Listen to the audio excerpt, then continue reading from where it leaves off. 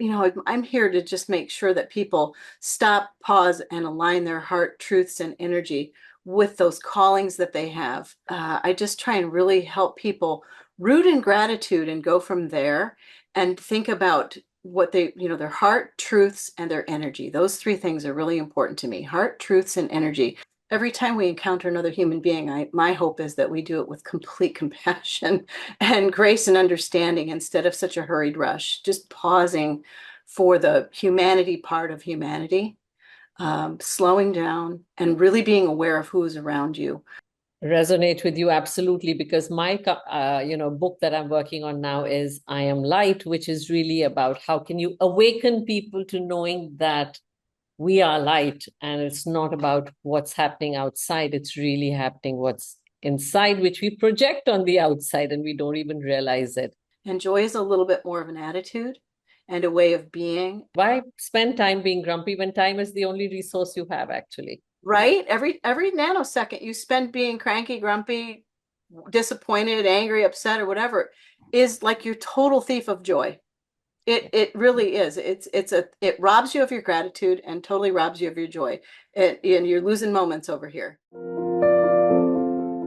Hello, everyone. Welcome to our podcast edition of the Happiness Hour. I have with me today a beautiful lady, Elizabeth Hamilton Guarino. She's a best-selling author, master life coach, and founder of the global Best Ever You Network, a successful model, and you can see that from her lovely looks, and financial services professional. In 2008, Elizabeth decided to close the doors on a 2-decade-long career to establish Best Ever You Network. It's a multimedia brand and platform with millions of fans, followers around the world. With over 20 years of experience guiding individuals and organizations through transformation, she has dedicated her life to helping people finding their inner light and thrive. An author of 5 award-winning books, Elizabeth is a frequent speaker whose work has been featured in various prominent publications. I thank you, Elizabeth, for being with me today. Welcome. Thank you. I'm so delighted to be with you and meet you finally. You're just glowing and beautiful and so smart, and you have all your books too. So this is a match. We'll have a lot of fun together moving forward. Yeah, So there is just so much resonance I discovered as we were catching up with each other. And I too have been in financial services, though briefly. So I'll start from there as to how did you move from, what made you move from financial services to forming the Best Ever You network? isn't that interesting? Yeah, I always thought I'd be in financial services forever. I quit for a while actually to raise our 4 sons here at home, who are now 24, 20. I'm gonna lose track. 20, 24, 26, 28, and 30. But way back when the littlest one was heading into first grade, I thought it would be a brilliant idea to get suited back up and go back to work as the vice president of a financial services firm. That turned out to be not as glorious and glamorous as I expected. And one day I closed the door to my office and said, there's got to be something better than this, better for me, better for you. And then I went, oh, wait a minute, best ever me, best ever you. And I thought, okay, it's best ever you. Because I think if I'm having these issues as a mom, probably other people are too. So I decided to work from home in that moment and start besteveryou.com. And I came home and said, I quit. And everybody's like, what'd you do? Like, I quit. And I marched up the street in a pleasant fashion. And my friend was a graphic designer and she helped me start the company. And we just literally started it right from our houses. It was just super fun. It sounds like it. Sounds like the best ever decision taken. Right? Yes, it was. It was just one, that's a great way to put it. Just one of those moments where you just have complete clarity of I don't want to do this anymore. And I think so many of us have that in the back of our mind, like, okay, I really crave doing something else. It might even be creative, write a book, paint a picture, bake cookies, whatever it is. And our job stops us in our tracks because we need to pay bills, or we think we have to be very serious and responsible, and which we probably do in some fashion. But I'm here to just make sure that people stop, pause, and align their heart, truths, and energy with those callings that they have, because we just aren't entitled to time at all. And as I get older, I'm almost 56, and I just think about that all the time. We are not entitled to time. So how are we spending each moment? That's really important to me. Yeah, time is truly the most precious gift we all have. You talked about aligning the heart and the mind. How do you really bring that alive in your life every day? Yeah, it's tricky. It's that pause and that awareness and that mindfulness. I ground everything I do in gratitude, and I try to teach that to other people too. I'm a person who has been resuscitated twice, actually. I have life-threatening food allergies on board. I have 4 life-threatening food allergies that I developed after a pregnancy in my 20s. And so I know that value of life and the footprints that we leave behind. I call them peace prints. And I just try and really help people root in gratitude and go from there and think about what their heart, truths, and their energy. Those 3 things are really important to me: heart, truths, and energy. And then authenticity is so important. We need more of you, not fake you, not social media you, not anything like that. And then how you spend your energy, because like I said, you're not entitled to time. So we really want to be aware of how we're placing our valuable energy, who we're around, what we're doing, who's surrounding us. Are we surrounded by people that foster and help us achieve our dreams and goals? The people around you that help you step out of your comfort zone and grow are just so powerful. But they've got to be the right ones. Yeah, absolutely. So you talked about, your food allergies. Sorry to hear that you had such Thank life-threatening you. incidents, but there's a lot of focus on uh, well-being in your work. Yes. Yeah. Can you tell a little about that? Yeah. I think well-being is very important, and it's something I've struggled with kind of my whole life, if truth be told. I was never put on the planet really healthy. I was actually born with meningitis. So just and premature. So just from the get-go, I've struggled with health. I was a decently sickly kiddo, and I've always wondered, I always wanted to be a news anchor, and I look at the news anchors and I'm like, how are they so perfect every day? I'm struggling. I did do a stint as a news anchor, and my degree is in journalism and broadcasting, but I never. This to me is my news anchor. Best Ever You it combines all the multimedia facets of journalism to help get the information out in different ways. But wellness is such a component. My father was a stroke survivor from 2004 to 2018. And after that happened, he was an amazing example of how to be, how to have purpose and meaning and faith in the face of incredible adversity. He was just such a great teacher of not giving up, truly. And so that it's just well-being is in every facet of us. I think that if you are, I think a lot of people struggle in the background with things, and it might not be obvious to us. So I always say, as we encounter each human being we encounter, please do it with grace and kindness and elegance and compassion and everything, because you really don't know if the people you're just even in passing feel well. If they've got stress, if they've got a sick parent in the background, whatever it is, every time we encounter another human being, my hope is that we do it with complete compassion and grace and understanding instead of such a hurried rush, just pausing for the humanity part of humanity, slowing down and really being aware of who is around you. So I just pausing for people. Because that has been my biggest practice for turning inwards and living authentically, is just pausing and giving myself that space and time to listen to my gut rather than just constantly be in the head. Well, I'm particularly impressed with you in your dealings with me, for example. We are worlds apart, right? You're in India and I'm in Maine, and we met on Twitter, I think. And I think we tag each other in posts, and you have connected me with other people, and I've connected you with other people, and I'll continue to do so. And just a beautiful pause of like, who are you? And how do I get to know you, and how do I understand your work and all about you? And we have so many similarities too. It's been fun to catch up with you this morning and learn even more. So and see you finally, and just a beautiful human being, a great use of Twitter, like No, X, thank whatever you. you I want to call totally it. agree. Yeah.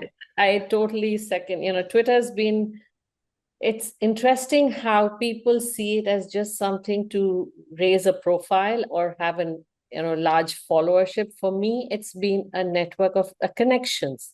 Yeah. It's actually been relationships more than followers. Yeah. And I have formed some of the most rich connections and relationships through that platform. Yeah, I started out not really understanding social media. Is it all about the followers? Is it all about the like? What is this about? And I couldn't agree with you more. And perhaps it's because I'm a little older, that I don't have to be so panicked about whether somebody likes my post or retweets it or shares it or whatever. I really have used social media for networking as well. And I think if you do that pause and stop and really take a moment to see who's in the groups other people bother to connect you with and say, okay, here's five really neat people that I know that I would have never known because of you. And then you look at their work, and if you look at it like that and have a kind of more of a methodical paused approach to it, social media can be really a lot of fun. And instead of worrying if your lighting's right, or if your hair is messed up, or if you have a wrinkle, or whatever it is, whatever it is we worry about, especially, it gets tricky as you get older to be competing with 20-year-olds. And I'm like, I'm not competing with you. I think we missed the memo here. I'm totally in support of you. So you go for it, girl, Yeah, or whoever it is. And so I think that you turn those corners a little bit better in your 50s for sure. You can really look back and go, you've got a platform too in your 20. Let's retweet you and help you and do everything. And I keep thinking about adding a parenting section to Best Ever You, and I think we're going to do it. I think we're going to hit the play button on that one, yeah. because I just as I encounter more and more, I'm like, this is about the kids. It really is. Let's teach those kids. They're growing up with things I never grew up with. Learning about gratitude and pausing and mindfulness and all of these things. They're not stigma anymore. They're cool, and so it's pretty fun. It Uh, is. yeah, It coming back to in your latest book, the Peace Guidebook, which yeah. is under works. So if I may speak about it and ask you, you guide people to returning to their essence with stillness and happiness. Mm. Yeah. How do you think leaders can really navigate conflict and change with peace and grace? Pausing, probably. I I think think that's probably the easiest answer. yeah, I think anytime you communicate versus anything else, you show compassion versus anything else, all those, joy, happiness, all those things. If you're really truly interested in other people, compassion is always at the gratitude and compassion are always at the footprint of it. But leadership is tricky because we sometimes lead without um, thinking it through. And I think it's really important to just back that up and implement the overall awareness and pause of the power of peace. Peace is incredible, but I think we have to practice it. I think sometimes people think peace is like this unattainable concept, and it's really attainable if you practice it within, and then I call it percolate. You percolate peace into the universe. Dr. Katie Eastman and I teamed up again to write the Peace Guidebook, and it's about hope, healing, and harmony for all of humankind. And in it, we have 20 contributors. We have stories about our own lives. It's funny, it's sad, it's so many different things. But it's the third book in the guidebook series, and I'm really proud to be back with Katie. She and I started out as Hay House authors all the way back in 2012 and wrote Percolate, Let Your Best Self Filter Through. So this is our layup book to that. And we really want to get 1 million people percolating peace. The website is percolatepeace.com.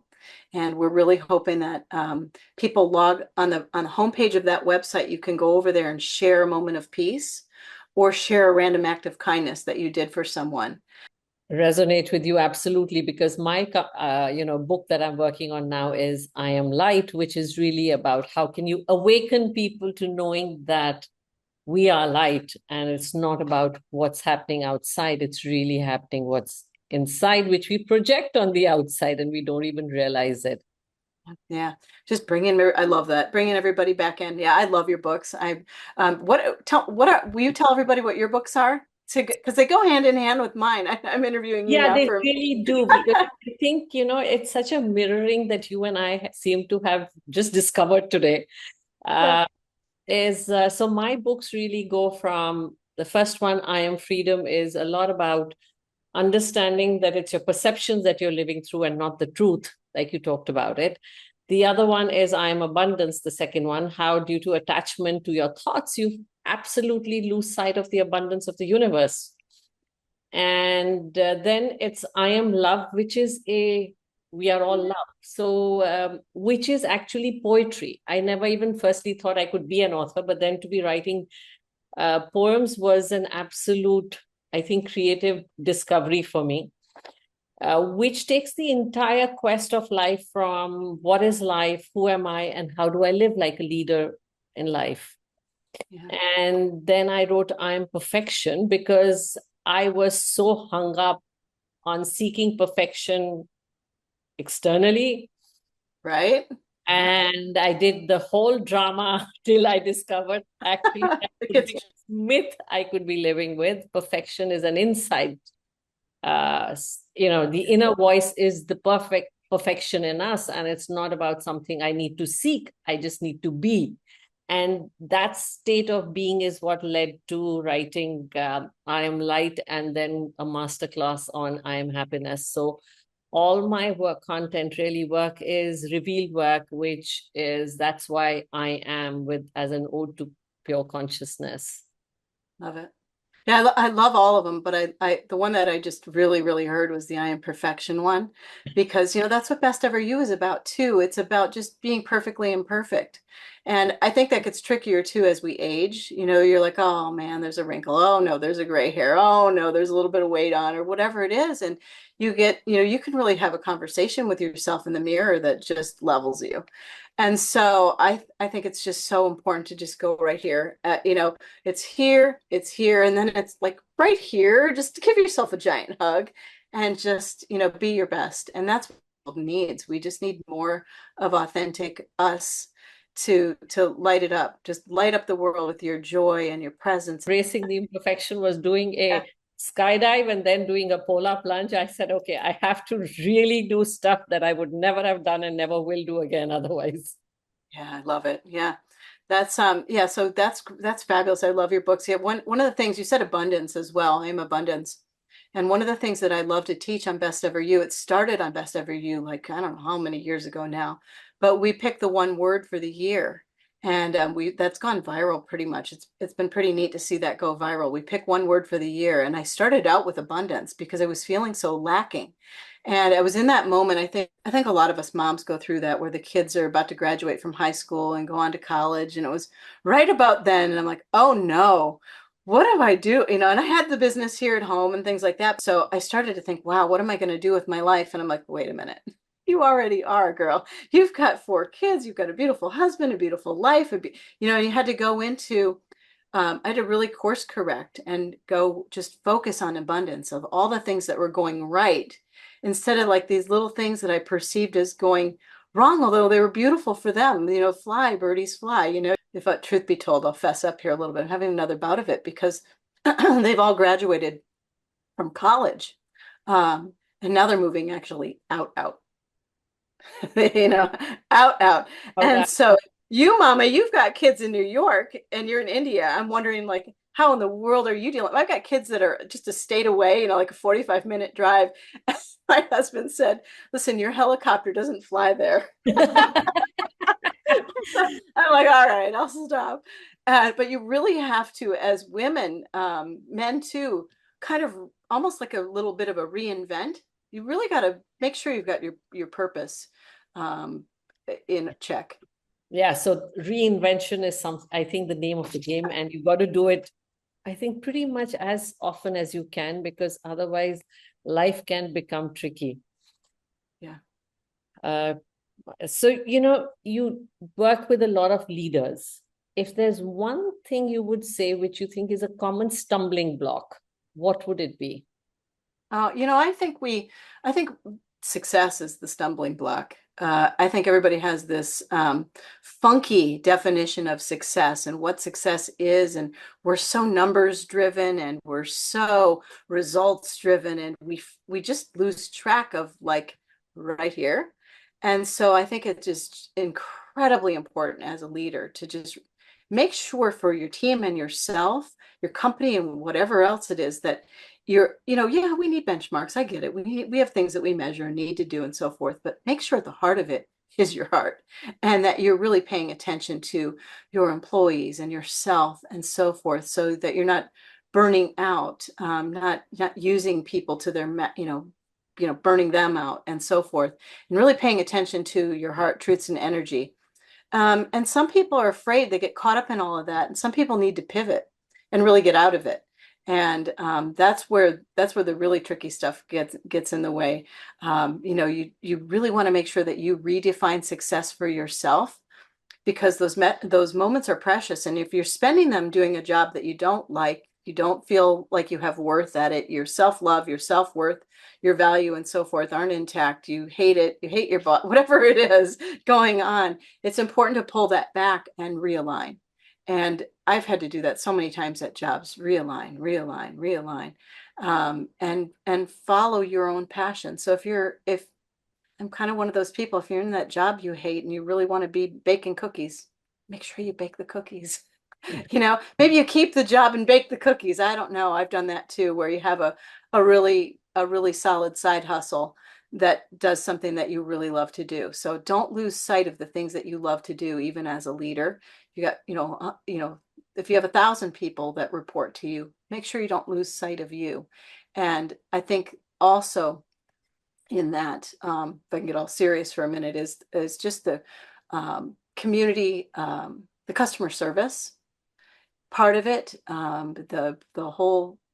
I just think one of the things too that we lose sight of as a leader is customer service at every facet, no matter what job you have, whether it's retail or corporate or whatever it is. Customer service is at the heart of everything. And I think as a world, we've lost sight of customer service. You can walk in and everything's automated and robots and self-checkout and things like that. And I think we're losing some of those personal touches that we used to have way back when, where you walked in and you needed help picking out a pair of jeans and somebody helped you with it. I really think the human side needs to come back in. I think That's a AI lot. will do that because people are forced to getting in touch with themselves again. Yeah, I hope so. Yeah, just make sure you do those. I have a really fun exercise that I do with leaders and groups at teams, where we go in and we're like, okay, what are here's a group of 10 of you. What are your common values? What's common to all of you? What are 10 things that you see as values that you want to lead by this year? I try to help people do this exercise every year. And then on the other side of that are, what are 10 things that you want to see stop or change? And we do that, and it's amazing how the bonds form. It's really good teamwork to come up with a list of 10 common values that the people have in the room. It's always interesting. It's all over the place, and then it narrows down. Yeah, and So somewhere they realized that actually they were not so far off, they just didn't see it. I think everybody just needs to understand each other and what everybody brings to the party. And you find that commonality. And I think that's peace. I think helping people find peace like that, even in their workplace or the world or their home or their neighbors or whatever it is, peace starts just like right here. And it starts You, with those pausing. we talked about pausing, self-worth, self-love, everything that, and peace, and everything which ultimately means happiness in the world.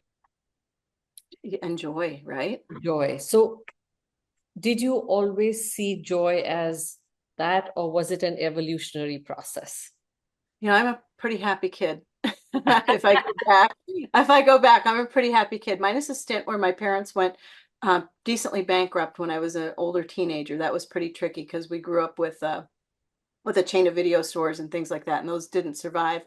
That was tricky to navigate and so forth. But overall, really happy childhood, really happy, kiddo into the world and so forth. There's a little bit of a difference between happiness and joy. Happiness can be kind of like thing after thing after thing that we seek, that we think makes us happy. And joy is a little bit more of an attitude. and a way of being and so forth. And I think there's a little bit of distinguishing there because happiness can be a little fleeting. So I would say overall, I feel like I percolate a lot of joy into the world. If I can percolate joy instead of anything else, I think that's a really good thing. And I think you percolate joy into the world just by your smiling, just by helping another human being, if it's opening up a door or reaching on a high shelf in the grocery store for somebody who can't reach something, or letting, you see it in the grocery store a lot, letting people ahead of you in line and not being in such a rush. There's so many ways to percolate joy into the world that just brightens another human being's moment or Most life. You are pretty much echoing what I've heard most people say the same, that joy or happiness is really giving. It's the more you give, the more you share, the more you percolate, the more you expand yourself because you're expanding that in the world as well. So I think when we first start out, a lot of people are like, well, sometimes it can be very transactional for people. Well, if I do this for you, what are you going to do for me? And I like to remove the transactional part of it, where it's just, no, just percolate some joy out into the world. Do something kind for somebody else, and it'll ripple wherever it ripples, and be happy with that. And I think one of the cool things that we saw um, with Percolate, with the very first book, is that it did turn into like a random acts of kindness, um, whatever you call that, a project. And so my father had but to be serious for a second here, my father had just died, right? And I'm back in Minnesota with my mom and my sister, and we are getting some Starbucks and just trying to do something sort of happy in a way, whatever we can do. Again, happiness, a little fleeting. We weren't feeling joy in that moment. Anyway, we were all pretty sad in the car. And in comes this paper when we went to pick up our coffee that said, hey, I just paid for your coffee. Blah, blah, blah, blah, blah, blah, blah, blah, blah. Enjoy it, pay it forward, blah, blah, blah. And I can't tell you, I saw that piece of paper that perked all of us up instantly. We needed that. And it was like serendipity in that moment. We're like, oh my goodness gracious, we needed that. And so I went home, and after many months, I'm like, we should do something like that with Percolate. And my son, our youngest son, said, I'm going to do this for my senior project in high school. We're going to have a random acts of kindness. And he designed these cards that were kind of similar. They were like, we just paid for this or that. Anyway, people paid off people's medical bills. oh wow. People, yeah, the project went crazy. He worked at McDonald's, and people would pay for people's McDonald's, medical bills, lunches, school lunches. People wiped out the school lunch debt. So many things in honor of the Percolate project. It was really special. I think we forget how much goodness there is in the world when we stay in the head complaining and cribbing about what's missing. Right? Yeah. Yep. So yeah, just message to everyone, maybe put the pause on the complaints and finding that one thing to ruin your day, and activate, the many beautiful things that are in the world. Activate the joy. It'll counter everything. Even if it's just like one tiny thing that you do that's peaceful, even for yourself or someone else, it ripples. It's the coolest thing. It's just like a no tolerance for grumpy. I love that, no tolerance for Right? It's like, no, we don't have time to be grumpy. yeah, who has time? Why spend time being grumpy when time is the only resource you have, actually? Right? Every nanosecond you spend being cranky, grumpy, disappointed, angry, upset, or whatever is like your total thief of joy. It really is. It robs you of your gratitude and totally robs you of your joy. And you're losing moments over here. So I'm all for the joy. And that doesn't mean fluff, and it doesn't mean fake, and it doesn't mean we don't have these hard moments. I get it completely. But yeah, I think one of the things that my dad taught me from him being sick is, yeah, this is awful, but I'm going to find the faith. Somehow in here, I'm hanging on to something positive because this is truly terrible. And, I had been kind of cranky with myself for having food allergies and having problems and things like that. And then when he had a stroke and he lived and survived, there was a moment in a nurse's session with him where Percolate was born, actually. She said, we're going to do an alphabet game with your dad. And she goes, and I was in the room with my mom, and she said, don't worry, most people don't say anything, but when I say A, he's to say a word. Well, my dad said aardvark for A, and we're like, that's odd. Aardvark, okay. And then he went benevolence, courage, determination, excellence. F was a swear word that I changed to faith, goodness, happiness, integrity, joy, kindness, love. M was movies because he loved movies. And then it just went on and on in this incredibly inspiring list. And I'm like, wait a minute, I got to write that down, kind of thing. And in that moment, Percolate was born. I'm like, oh, I get it. Okay, we're struggling, but we're going to somehow percolate some positivity into the world and hang on to everything we can to survive and have a good attitude and be positive and things like that. And not gloss over the situation by any means, but get to the root of what might help you survive this situation. And it was really cool what he did. And he set the tone. And he had a really serious stroke. And that was in a rehab facility that he did that. So yeah, A he was very, cool. very, oh, strong spirit. James F. Hamilton, everybody. He was cool. He wrote a book. The stroke left him kind of with field cut vision, so he couldn't see very well. He wrote a book. He's just a cool dad. It's sad to see him gone. When he passed away, I'm like, what I said to him, I went back for Christmas and he said, listen, this is going to be the last Christmas I'm here with you. I'm like, it is not. He's like, no, seriously, I'm really sick here. And so he said, ask me anything, say anything, just let's get it all out there. And I'm one of 11 kids, so we're all taking our turns and stuff. So I'm sure he was pretty tired by all of us. But I really spent some time with him. And I said, if this is for real, what am I going to do without you? And he said, and I love cats. So he said, you're going to put one paw in front of the other and keep going forward. Yeah. So he left you, I think, if I, the way, biggest lesson of faith, faith in life, faith in yourself, faith in the universe, and just keep going one paw in front of the other. Yeah. He's here. You can tell. He's There's little moments where you're like, never oh, goes. there you are. No, Yeah. absolutely. The presence never goes, stays with you forever because that's what really the universe is about. Yeah. Yeah, but he used to say, "What did I do wrong to deserve this?" I'm like, "Oh, Dad, nothing. It's just, he was." And then I said, "I think we've got to look at this a different way." And he's like, "Yeah, you're right, we do." And he just, he would have bouts too where you're struggling, like humans are. When you have something like that take you down, you're going to struggle with it. And so he would have bouts of that and bouts of sadness and depression and so forth. And then we'd flip it and remember our gratitude and our faith and things like that to keep moving forward. But he really survived something truly unsurvivable. He was a miracle from 2004 to 2018. And after that Christmas, with him, he spent the whole next year basically in and out of ICU fighting for his life until he passed away. But he's so in my books, because I think like the success guidebook, it's not about flipping houses and making money. It's about exactly that. What's trying to take you down and persevering through it. And the whole book is filled with that. So if you think you're not successful or you're comparing yourself to other people or there's something going on with you that you feel like it's hindering your success, that's a fabulous book for that. Because it's not about making money or anything like that. It's about what's in the way of your heart, truths, and energy. And I can remember one moment that I write about in the success guidebook, which is the second one, where my dad's in the ICU and he's on the first floor. And my sister comes in to have her baby and she's in the same hospital on the fourth floor. And so my mom's going back and forth between the floors to make sure everybody's all right. And it's the moments like, we all have moments like that.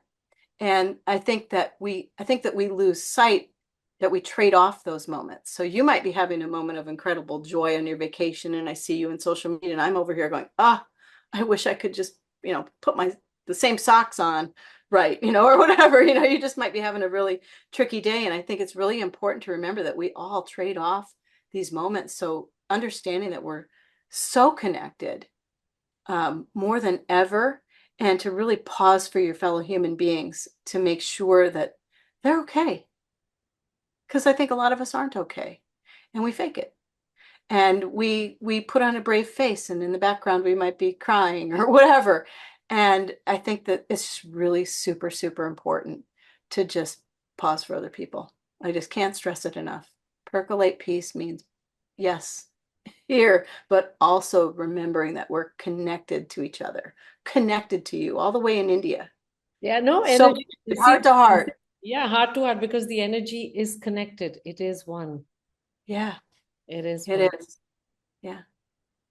No, on If you had to distill your life till now into one sentence or one lesson, what would it be?